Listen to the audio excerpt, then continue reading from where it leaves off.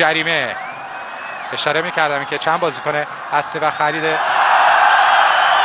خوب خودش رو در اختیار نداره پرویز مظلومی. یه موقعیت برای استقلال و گل برای استقلال. آرش برهانی نتیجه رو 1-1 مساوی میکنه.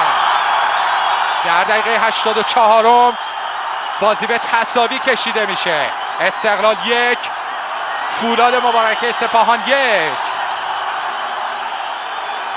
آرش برهانی گل خورده رو پاسخ میده و خوشحالی هواداران استقلال در ورزشگاه فولادشهر.